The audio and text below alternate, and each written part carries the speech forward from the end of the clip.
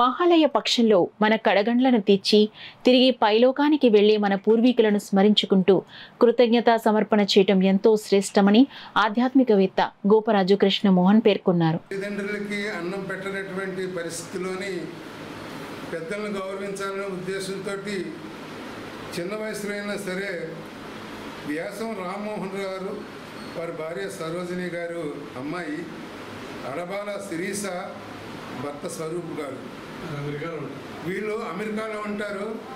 అయితే వాళ్ళ తల్లిదండ్రుల యొక్క ఉత్సాహంతో వారు చేస్తున్నటువంటి సేవల్ని కూడా మా అమ్మమ్మ గారికి, తాతయ్య గారికి, మా అత్తగారికి, మామగారి పేరున కార్యక్రమం చేయమని వారు ఇచ్చినటువంటి సలహా మీద ఈరోజు వ్యాసం రామ్మోహన్ గారు, వీరు సరోజిని గారు వాళ్ళ గురించి మహాలయ పక్షాలంటే అందరూ మాట్లాడుకోండి ఒకసారి.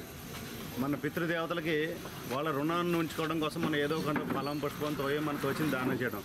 దాన్ని పురస్కారంగా అమెరికా వెళ్ళిపోయినప్పుడు కూడా వాళ్ళ తాతగారికి, అమ్మమ్మ గారికి, మామగారికి, అత్తగారి జ్ఞాపకం చేసుకునేవాళ్ళు. చూడండి మన సాంప్రదాయాలకి ఎంత విలువిస్తున్నారు అలాంటి పిల్లలు. వాళ్ళు మీ అందరికీ కూడా ప్రత్యేకంగా ఒక 40 మందికి దాదాపు దుప్పట్లు, భోజన సదుపాయాలు కూడా కల్పిస్తున్నారు. ఇది మనం వాళ్ళని ఆదర్శంగా తీసుకోవాలి. అందరూ కూడా భారతదేశంలో ఉన్నామంటే మన సాంప్రదాయాలు మర్చిపోతే ఎలాగా. వారు చక్కగా అంత ఉన్నప్పుడు కూడా వాళ్ళ అమ్మగారు, నాన్నగారికి ఫోన్ చేసి ఈ అమ్మగారి వీళ్ళకి మన ఈ క్షణం కాబట్టి మన పైగా ఇది మహాలయ పక్షం, పితృదేవతలు అందరూ మనం ఆశీర్వదించే రోజు. అందువల్ల మన పితృదేవతలు రుణం ఉంచుకోవాలంటే మనం ఎంతో అంత దానం చేయాల్సిన అవసరం ఉంటుంది. వారిని మనం అందరం మనసా వాచ కర్మ మీరు అందరూ ఆశీర్వదించాలి.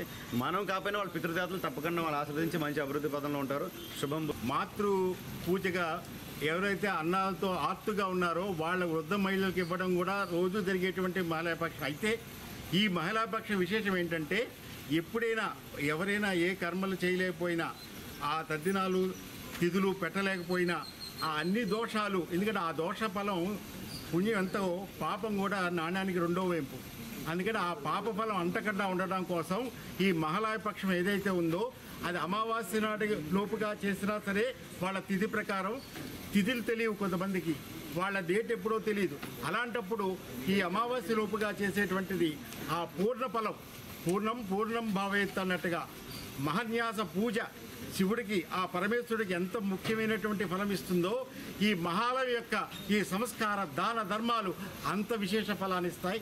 అది కనుక ఆ రకంగా అమెరికాలో ఉన్నా మరి ఎక్కడ ఉన్నా కూడా ఈరోజు అమ్మమ్మ తాతయ్యలను కానీ వారి యొక్క మామ అందరినీ తలుచుకోవడం కానీ, ఇది వాళ్ళు రావడం మంచి మనసుకి ఎప్పుడు కూడా మంచి ఫలితమే ఉంటుంది. కనుక పంచినా తరగిన ధనం మంచితనం విజ్ఞానమే.